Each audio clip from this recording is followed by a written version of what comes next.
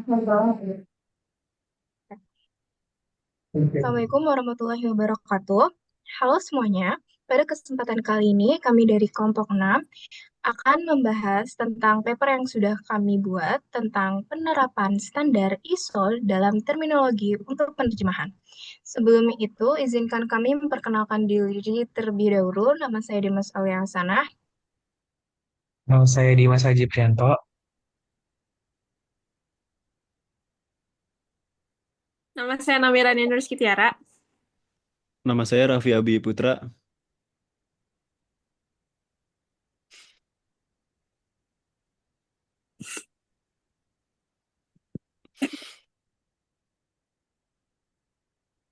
Oke, yang pertama ada pendahuluan. Penerjemahan tidak hanya soal tentang mengganti bahasa, tetapi juga memastikan makna tetap akurat, lalu istilah konsisten dan mudah dipahami. Di sini, standar ISO seperti ISO 704, ISO 17100, dan ISO 12616 berperan penting. Standar ini membantu penerjemah agar hasil terjemahan lebih profesional, terstruktur, dan sesuai kebutuhan bidang tertentu. Jadi tujuan paper ini kami buat adalah untuk menjelaskan konsep dasar terminologi, peran terminologi dalam layanan penerjemahan, prinsip terminografi, serta menyusun glosarium sederhana untuk bidang lingkungan. Oh iya.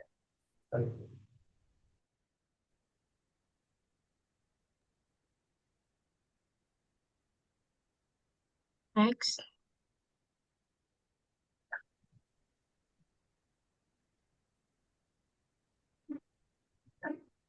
Lanjut ada landasan teori. Yang pertama itu ada konsep dasar terminologi menurut ISO 704 2022 yang bukan hanya sekedar daftar kata, melainkan juga sistem menghubungkan konsep dengan istilah yang tepat. Di sini ISO 704 2022 menekankan konsep oriented, yaitu analisis yang harus dimulai dari konsep yang ingin dijelaskan, lalu kemudian ditentukan istilah yang sesuai untuk mewakilinya.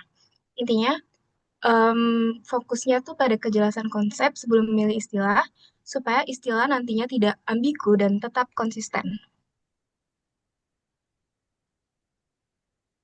Lalu, ada contohnya seperti konsep satellite dapat didefinisikan sebagai an object in orbit around a planet.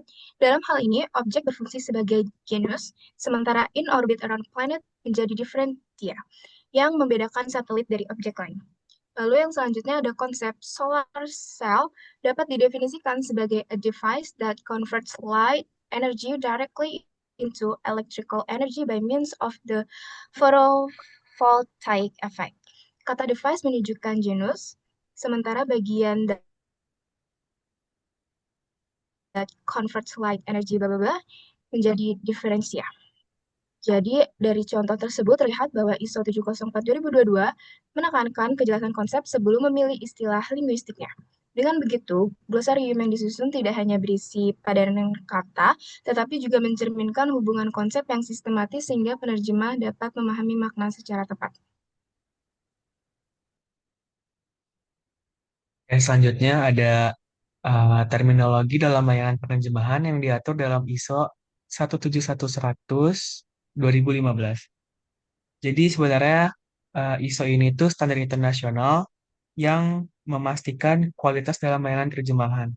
Intinya, kualitas terjemahan itu nggak cuma bergantung pada penerjemahannya, tapi juga gimana sistem kerjanya diatur. Salah satu hal penting di standar ini yaitu soal eh, pengolahan istilah atau terminologi. Sebelum penerjemahan dimulai, biasanya sudah ada daftar istilah yang disiapkan, entah dari klien atau disusun sendiri. Selanjutnya, daftar istilah itu tuh nanti dipakai untuk acuan supaya pada saat proses penerjemahan, semua istilah bisa konsisten. Di tahap produksi, penerjemah dan editor wajib merujuk ke glosarium yang sudah ada, jadi istilah teknis tidak bisa berubah-ubah. Contohnya, teks hukum Contohnya teks hukum, istilah plaintiff harus selalu diterjemahkan menjadi penggugat, nggak bisa berbeda-beda.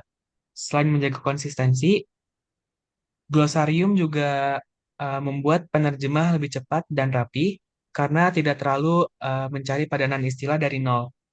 Klien pun mendapatkan hasil yang sesuai dengan istilah di bidang mereka.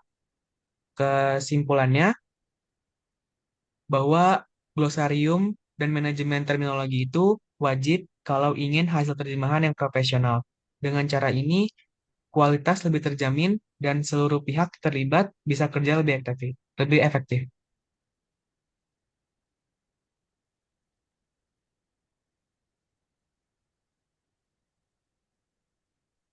Selanjutnya yang ketiga adalah terminografi berorientasi penerjemahan. Nah, di sini saya akan membahas prinsip penting dari ISO 12616 tahun 2021. Standar ini menekankan bahwa setiap istilah harus memiliki padanan multibahasa, minimal bahasa sumber dan bahasa target. Selain istilah, entry juga dilengkapi dengan konteks seperti contoh kalimat, bidang ilmu, atau catatan tambahan, supaya penerjemah bisa menggunakan istilah secara tepat dan tidak menimbulkan ambiguitas. ISO 12616-2021 mengatur bahwa struktur data terminologis harus konsisten. Artinya sebuah entry idealnya berisi istilah utama, bahasa, definisi, sumber, contoh penggunaan, catatan tambahan, serta status istilah. Apakah resmi, tidak baku, atau usang. Dengan struktur yang rapi, data terminologi bisa langsung diintegrasikan ke dalam CAT tools sehingga istilah lebih mudah dikelola dan digunakan. Selain itu, standar ini menegaskan bahwa terminologi adalah sumber daya dinamis. Isinya harus diperbaharui secara berkala, baik dari proyek terbaru maupun umpan balik penerjemah. Proses ini juga melibatkan banyak pihak, seperti penerjemah, terminolog, pakar bidang, hingga penutur asli bahasa target, agar istilah yang dihasilkan lebih akurat, relevan, dan mendukung praktik penerjemahan modern. Jadi singkatnya adalah ISO 12616-2021 membantu penerjemahan menjadi lebih konsisten, efisien, dan sesuai konteks melalui padanan istilah yang jelas, struktur data yang terorganisir, serta pembaruan terminologi yang berkelanjutan. Baik, saya akan melanjutkan penjelasan dari Rania. Biar entry terminologi bisa dipakai dengan efektif, kita perlu ikut prinsip dari standar ISO, terutama ISO 12616, ISO 1704, dan ISO 17000. ISO 12616 menekankan kalau entry harus berbasis konsep, jadi cuma bukan padanan kata, tapi juga menunjukkan konsep yang jelas. Di dalamnya juga ada struktur dasar yang wajib, seperti istilah sumber, padanan target, definisi singkat, bidang, dan sumber rujukan. Bisa juga ditambah hal-hal opsional seperti sinonim, singkatan, atau catatan budaya, supaya penerjemah lebih paham konteks. Lalu di ISO 704 fokus pada cara bikin definisi yang jelas dan konsisten, biasanya dengan genus dan deferentia. Contohnya istilah plaintiff lebih tepat didefinisikan sebagai a person who brings a case against another in a court of law daripada sekedar a person in court. Sementara itu di ISO 17100 menekankan glosarium harus disiapkan sejak awal dan diperbarui terus supaya istilah tetap konsisten dan bisa dipakai oleh penerjemah. Idealnya juga entry bisa dihubungkan dengan chat tools. Jadi istilah muncul otomatis saat saat penerjemahan dilakukan. Intinya entry terminologi harus ringkas, mudah dipahami, dan harus seragam. Kalau terlalu rumit bisa bikin lambat penerjemah. Kalau terlalu sederhana bisa bikin salah tafsirannya. Dengan prinsip dari tiga standar ini, glosarium bisa bantu akurasi, konsistensi, efisiensi, dan kualitas hasil terjemahannya supaya lebih bagus lagi. Oke, selanjutnya saya akan menjelaskan tentang metode yang kita pakai. Eh, Sumber utama yang dijadikan acuan adalah tiga standar internasional, yaitu ISO 704 2022, ISO 17100/2015, dan ISO 126161/2021. Ketiga standar ini dipilih karena secara langsung berkaitan dengan terminologi dan juga penerjemahan.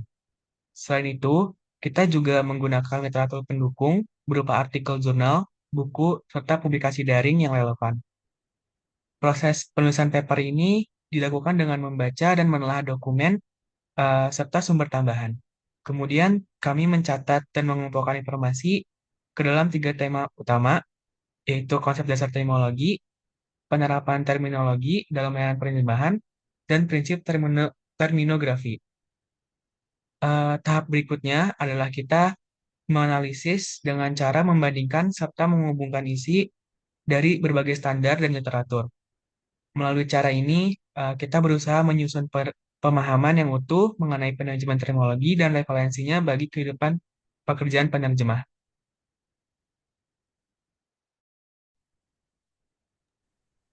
Oke, selanjutnya menjelaskan tentang praktik penerapan ISO dalam penerjemahan istilah lingkungan. Kita mengambil di bidang lingkungan, dan ini ada glosariumnya. Yang pertama, di bahasa Inggris ada climate change, yang di bahasa Indonesia diterjemahkan menjadi perubahan iklim, yang berarti perubahan jangka panjang dalam pola suhu dan cuaca di bumi. Ini menggunakan ISO 704/2022. Kenapa? Karena perubahan iklim adalah merupakan konsep ilmiah dasar. Dan ISO 704/2022 menekankan definisi berbasis konsep, yaitu genus ditambah diferensia, sehingga istilah ini harus dijelaskan secara jelas agar tidak menimbulkan ambiguitas. Lalu yang kedua ada greenhouse gas, yang diterjemahkan menjadi gas rumah kaca. Lalu itu definisinya adalah gas yang menyerap dan memerangkap panas di atmosfer seperti CO2 dan CH4. ISO yang digunakan adalah ISO 17100/2015. Kenapa? Karena di teks teknis dan proyek penerjemahan lingkungan, ISO ini tuh sering muncul. Karena standar ISO 17100 menekankan konsistensi terminologi di seluruh dokumen, jadi istilah seperti gas rumah kaca harus selalu konsisten diterjemahkan, tidak boleh berubah-ubah. Lalu yang ketiga ada istilah carbon footprint, yang di Indonesia menjadi jejak karbon. Definisinya adalah total emisi CO2 yang dihasilkan langsung maupun tidak langsung oleh aktivitas manusia. ISO yang digunakan adalah ISO 12616/2021, karena istilah ini butuh konteks praktis dalam penerjemahan modern, yaitu jejak karbon, sehingga perlu entry terminologi yang lengkap, definisi contoh penggunaan, dan bisa dipakai di CAT tools. Lalu yang nomor 4 ada renewable energy, yang di bahasa Indonesia itu energi terbarukan. Definisinya adalah sumber energi yang dapat diperbarui secara alami, misalnya matahari, angin, air. ISO yang digunakan adalah ISO 704/2022, karena ini juga konsep dasar yang jelas batasannya, dan membantu memastikan definisi energi terbarukan yang stabil, konsisten, dan tidak rancu dengan istilah energi lain. Lalu yang kelima ada deforestation, yang berarti di Indonesia deforestasi. Definisinya adalah penghilangan hutan dalam skala besar untuk kepentingan lain seperti pertanian atau industri. ISO yang digunakan juga ISO 704/2022, karena deforestasi adalah istilah konseptual yang butuh definisi sistematis. Dengan standar ISO 704, istilah ini bisa dijelaskan sebagai penghilangan hutan dengan ciri pembeda yang tepat sehingga penerjemah tidak salah pakai istilah lain seperti penggundulan hutan. Selanjutnya yang keenam adalah Sustainable Development yang diterjemahkan sebagai pembangunan berkelanjutan. Itu memakai ISO 704/2022 karena standar ini menekankan pembentukan istilah yang jelas, konsisten, dan sesuai konsep aslinya. Yang ketujuh ada Biodiversity yang diterjemahkan sebagai keanekaragaman hayati dengan mengacu pada ISO 1261611 karena standar ini menekankan pentingnya terminografi yang memberi padanan istilah jelas sesuai konteks dan bisa digunakan konsisten dalam penerjemahan. Selanjutnya, nomor 8 adalah Environmental Impact Assessment yang diterjemahkan sebagai analisis mengenai dampak lingkungan yang mengacu pada ISO 17100/2015. Standar ini menekankan konsistensi penggunaan istilah dalam layanan penerjemahan melalui glosarium dan dokumentasi terstruktur. Selanjutnya adalah air pollution yang diterjemahkan sebagai polusi udara dengan mengacu pada ISO 704/2022 karena istilah ini jelas, konsisten, dan bebas ambiguitas. Selanjutnya adalah recycling yang diterjemahkan sebagai daur ulang juga mengikuti ISO 704/2022 karena standar ini menekankan padanan istilah yang ringkas, jelas, dan sesuai konsep. Oke, selanjutnya untuk istilah selanjutnya ada waste management diterjemahkan sebagai pengelolaan limbah. Kami hubungkan dengan ISO 17100/2015 karena standar ini mengatur alur kerja penerjemahan termasuk pentingnya konsistensi istilah teknis supaya dokumen lingkungan tetap pas. Lalu yang kedua ada ozone depletion atau penipisan ozon dan diterjemahkan sebagai penipisan ozon. Untuk istilah ini kami merujuk pada ISO 704/2022. Standar ini menekankan bahwa setiap istilah harus berbasis konsep dengan definisi yang jelas sehingga maknanya tidak membingungkan. Lalu ada hazardous waste, lalu diterjemahkan sebagai limbah berbahaya dan beracun.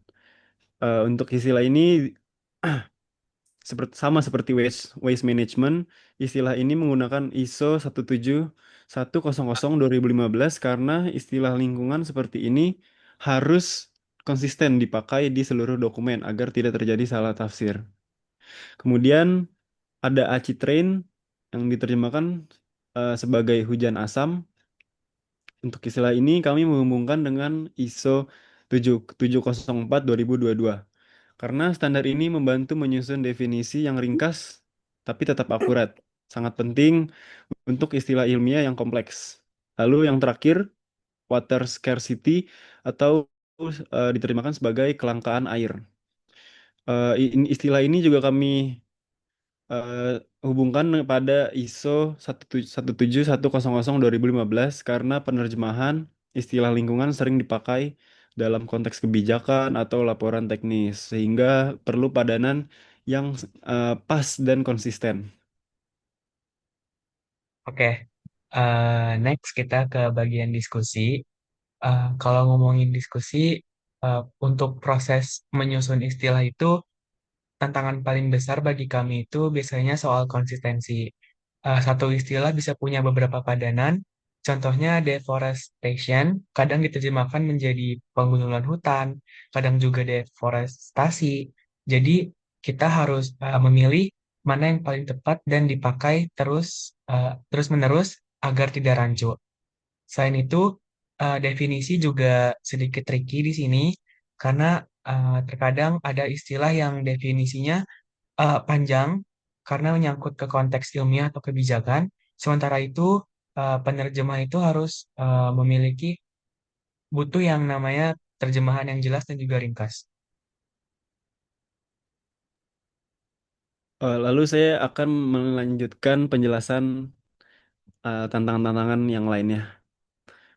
Tantangan lainnya yaitu ada soal sumber. Nggak semua istilah ada di dokumen ISO. Jadi kita mesti cari referensi yang benar-benar kredibel. Misalnya seperti lembaga resmi atau literatur akademik di source lainnya. Tapi untungnya standar ISO cukup ngebantu. Dari ISO 704/2022 kita bisa belajar kalau terminologi itu harus berbasis konsep. Jadi mulai dari definisi konsep dulu baru nyari padanannya. Lalu di ISO 17100/2015 itu juga ngingetin kita pentingnya konsistensi istilah dalam terjemahan. Jadi kita coba bikin rujukannya yang pas. Sementara untuk ISO 11616 2021 panduan praktis tentang cara nyusun entry. Misalnya harus ada konteks, catatan, atau status ilmiahnya. Jadi eh, dengan pakai standar ketiga standar itu, glosarium yang kita bikin nggak cuma jadi daftar kata-kata doang, tapi bisa benar-benar dipakai sebagai alat bantu penerjemahannya. Selanjutnya adalah kesimpulannya. Nah, sebagai kesimpulan, pengelolaan terminologi merupakan aspek penting dalam penerjemahan profesional. ISO 704 2022 menekankan konsep dasar terminologi dan pembentukan istilah yang jelas serta konsisten. Selanjutnya ada ISO 17100 2015 menempatkan terminologi sebagai bagian integral dari layanan penerjemahan melalui glosarium dan dokumentasi terstruktur. Sementara itu, ISO 12616 2021 memberikan panduan praktis tentang terminografi dengan fokus pada orientasi konsep, konteks penggunaan, dan integrasi dengan CAT tools. Nah, penerapan standar ini terbukti membantu menghasilkan entry terminologi yang sistematis, relevan, dan mudah dipahami. Tantangan seperti perbedaan padanan atau keterbatasan istilah baku dapat diatasi dengan mengikuti pedoman ISO. Dengan demikian, pemahaman dan penerapan standar internasional tidak hanya meningkatkan akurasi terjemahan, tetapi juga memperkuat profesionalisme penerjemah serta mendukung komunikasi lintas bahasa di era globalisasi.